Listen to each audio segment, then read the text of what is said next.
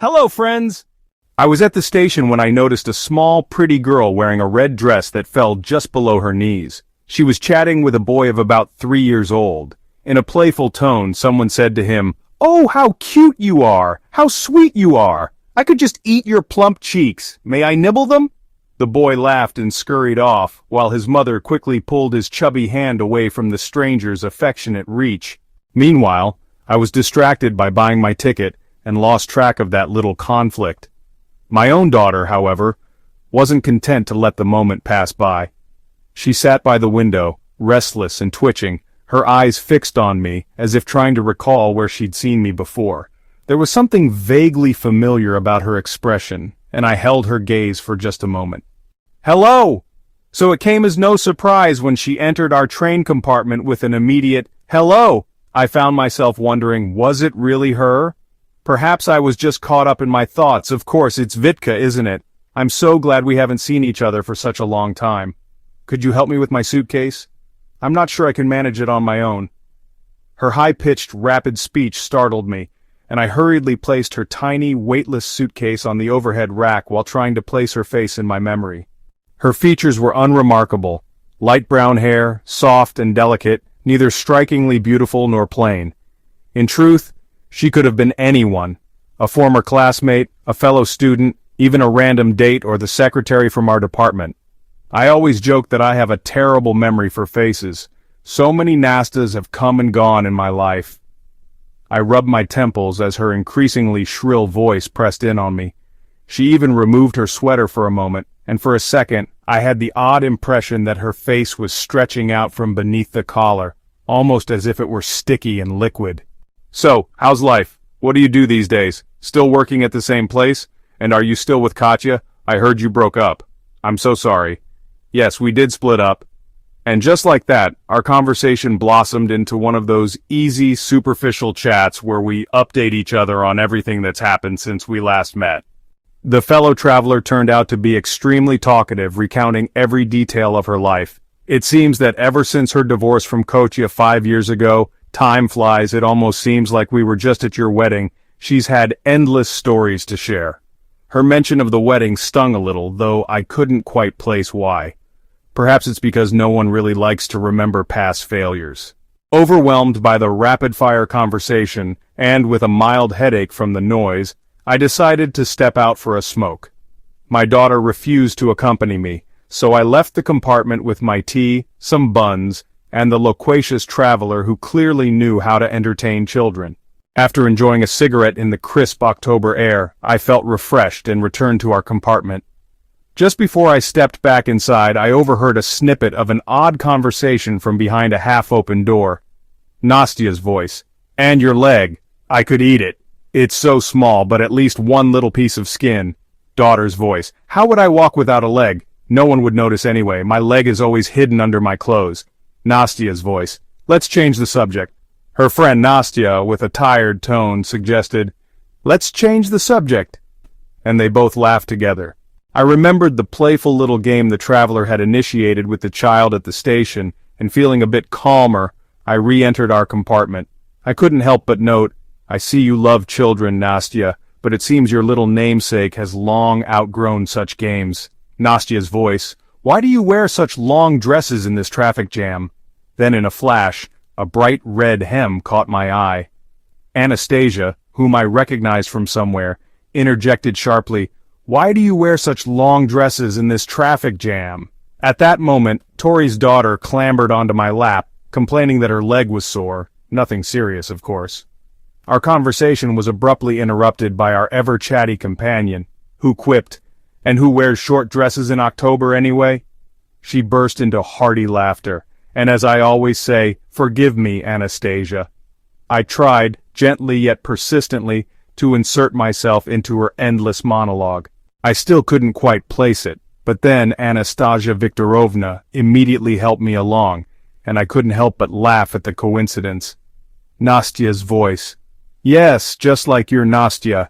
I too am Anastasia Viktorovna."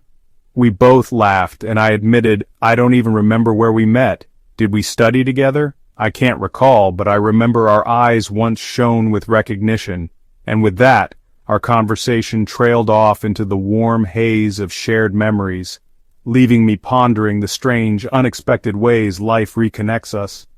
The train rattled along the tracks, its steady hum filling the compartment. She and I sat across from each other, exchanging words that felt oddly misplaced in time. "You also graduated from the Faculty of Mechanics and Mathematics?" I asked. She nodded. "In '92? Something didn't sit right. How could we have studied together?" She looked at least 20 years younger than me. "No, seriously," she insisted. "I graduated later." I hesitated, studying her face. "Where exactly are you headed?" "Same place as you," she said with a knowing smile. "Did I not mention it?" I frowned. "Which stop do you get off at?" She laughed lightly. "I'm joking. Vitya, why do you always call me Navy? We're practically the same age." Her words unsettled me, but she changed the subject before I could dwell on them. "Tea?" she asked. "I love drinking tea on trains, especially in these beautiful cup holders. They seem ordinary, but—" And then she launched into a high-pitched, endless monologue. My temples began to throb. Her voice grated against my skull, its tone sharp and relentless. She laughed suddenly, high and shrill, and I cringed. "Sorry, forgive me," she said, her expression unreadable. "And your last name?" "Viktorova," I muttered. For a moment she hesitated. "They say women have bad memories," she mused, "but men remember nothing at all." She changed topics again, speaking rapidly about my daughter Nastya. Her chatter, so unceasing, so monotonous, reminded me of something.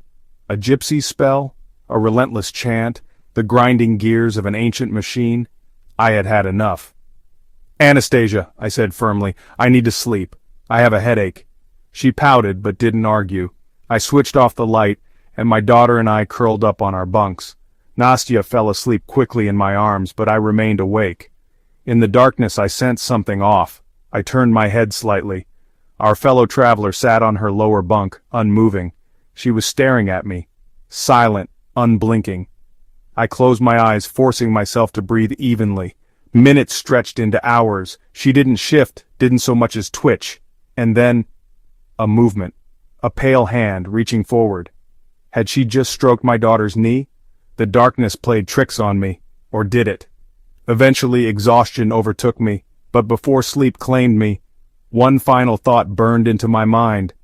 There had never been a Nastya Viktorova at our faculty. Not in my year. Not in the years below. She had stolen that name, taken it for herself, and she had never attended my wedding. Most of all, I would have remembered that voice, that shrill, piercing voice. When I woke in the morning, she was gone. Relief flooded me. "Dad, stop sleeping!" Nastya shook my shoulder. "When will we arrive? Where did that lady from yesterday go?" I sat up, my pulse still unsteady. "She got off earlier." "No, she didn't," Nastya said. "She's coming back soon. Help me with my sweater." A chill crawled down my spine. "Listen carefully, Nastya," I said, my voice low. "We're going to get dressed and quietly leave this compartment. We'll find another one or sit with the conductor." She frowned. "Why?" "Just trust me. And if you see her again, do not speak to her, do not go near her." "But why, Dad?" I was lacing her shoes when the compartment door slid open. She stood there, already dressed. "You're up early," she remarked. "Your stop isn't for a while yet." How did she know that? "Yes," I said carefully. "We decided to get ready early. The train doesn't stop long at our station." "Well, as you wish." She smiled, but there was something off about it. With a strange, too fluid movement, she flopped onto her bunk. As she adjusted her dress, I caught a glimpse of something dark, deep burgundy like raw meat, beneath the fabric. A second later she pulled the bright red hem over her knees. Bare knees. In October. She was watching me as if she could read my thoughts. I turned to leave, but the queue to the toilet stretched down the corridor. Morning rush, people brushing their teeth, taking their time. "What's wrong?" she asked sweetly, tilting her head. I stared at her, heart pounding. Something was different. Her nose was longer, her mouth wider, she looked older. And on her cheek, a large birthmark. I would have noticed that yesterday. My stomach twisted. "What?" she asked, grinning. "Why do you look so confused?" I opened my mouth, but no words came. My vision swam. Then before my eyes, the left half of her face, melted, like wax dripping from a candle. Her eye slid down her cheek, her mouth twisted into a grotesque grin. "What's wrong?" she whispered in a perfectly normal voice. I bolted. Her laughter followed me. But when I turned back, the compartment was empty. The moose in the red dress remained in the same pose, but now she was sitting. I turned to my dad and asked, "Where did she go?" Dad, looking tattered and confused, glanced around. He then reached up to take a suitcase from the overhead compartment. But when he opened it, it turned out to be empty. Days later, Nastya was severely scalded. The burns were horrific, especially on her back where there was no skin left. Years later, she told me, "Dad, I gave her my skin that day without even realizing it." She said, "I thought under the clothes no one would notice. But you see, Dad, I did notice. Under her dress, there was no skin, only raw flesh."